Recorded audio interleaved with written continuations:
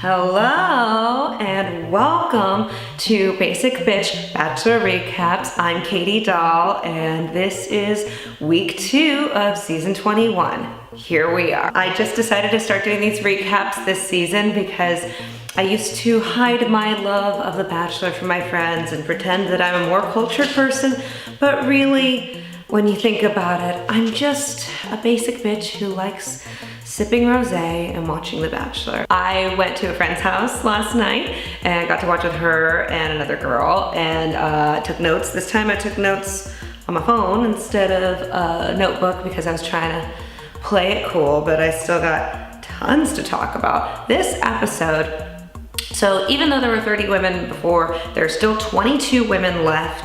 And we find out that not all 22 women are gonna get time with him. Also, there was no rose ceremony this week. There was so much action and so much boobs and so much craziness that they divided this thing up into 2 parts. These episodes are 2 hours long, so for something to be 2 parts, that means there was 4 hours of interesting things that happened all within 1 week.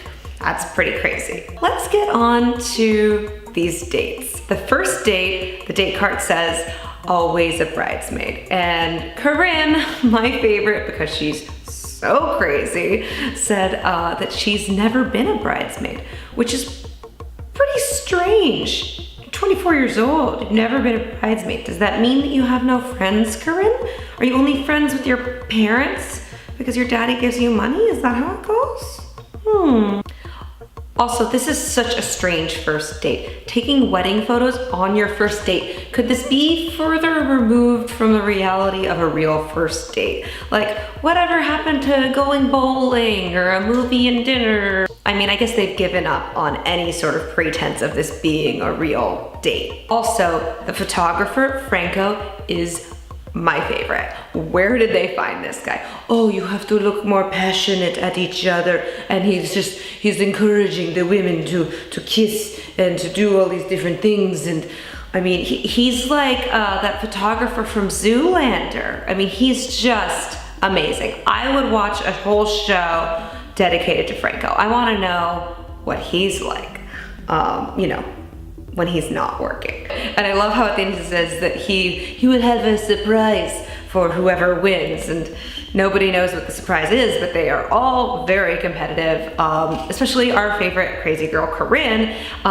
She gets so excited when she sees her bikini, but then she gets really upset when she sees that Brittany is more naked than she is. Brittany was a really good sport. I don't think that she would have cared if she was in a dress or in bikini bottoms as far as like competing, but she pulled it off. I mean, they put the hair extensions on her and covered her boobs, but then when she walked, the boobs still came out. So I don't know what that was all about, but I don't know. I don't know what to do about this date. I think that Alexis is clearly the comic relief this season. She said that she hopes she wins because they're having a baby together. I mean, the shotgun wedding was really funny. Also, she didn't know what a shotgun wedding was. She thought that she was gonna be sexy with pistols. Did she not know that a shotgun wedding means that you're pregnant? Anyway, I think the best part about this date is how they keep going back to Corinne, and Corinne is getting progressively more angry as each girl is kissing Nick. My favorite dress was Vanessa's 80s dress. Like, if you're gonna do one of these cheesy photo shoots, why not go all the way with it? And I think as far as the prettiest one that actually looked like a real wedding photo, Taylor. She's very classy, she's very smart. She might be too good for Nick. A lot of these women might be too good for Nick. On that note, by the way, I think that I've changed my mind about Nick.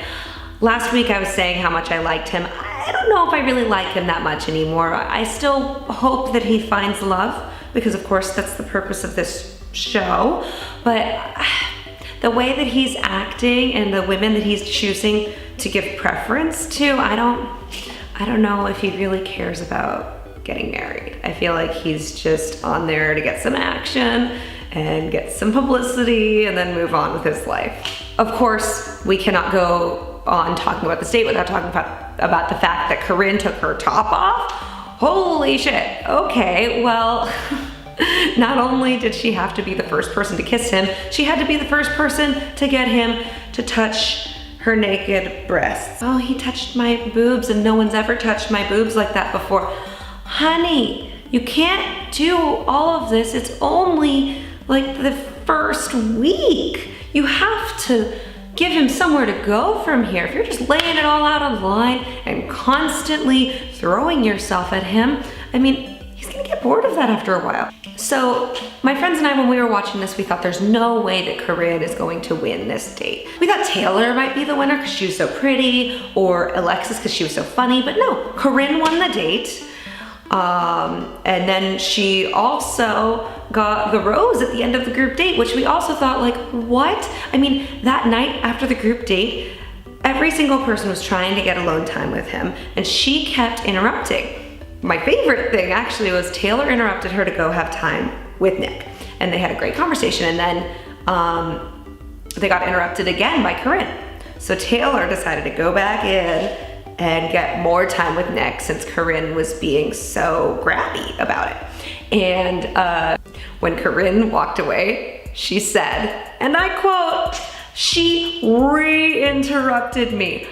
Re-interrupted! I think that is my new favorite term, because like, you can't re-interrupt someone and you can't call someone rude after you've already been the one to interrupt them in the first place.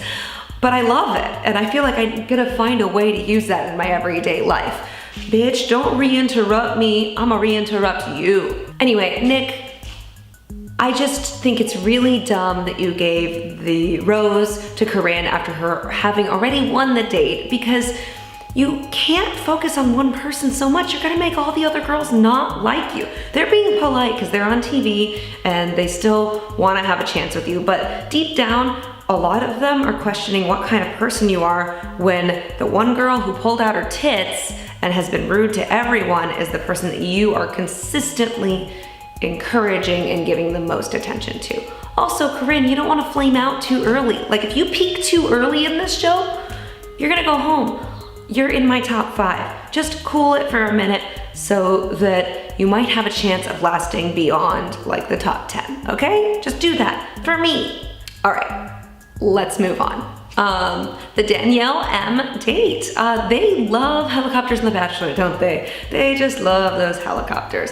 Danielle M is a quiet, perfect, beautiful human being. I think she's too good for Nick. He sees her as boring. Like, she and Nick are from the same hometown, and when I saw him looking at her, there was no spark in his eye. It was more of like, oh, this is comfortable, this is boring, I get it. And I feel that as much as she is so great and she's such a strong person and is really beautiful and interesting and smart, I don't think Nick sees any of that because he's too busy grabbing titties in the pool, you know? I mean,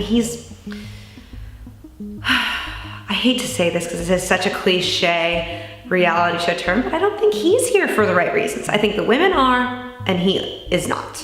Or most of the women are, except for maybe Liz, who we will get to later. The only reason that Danielle M is staying is she pulled the dead fiance card, and we all know that is one of the best cards to pull on The Bachelor. I mean, she had a fiance that overdosed on drugs, and she didn't even know he was a drug addict. Woo! Okay, yeah, he has to give her the rose. He has to. So let's talk about the second group date, AKA Liz's nail in the coffin.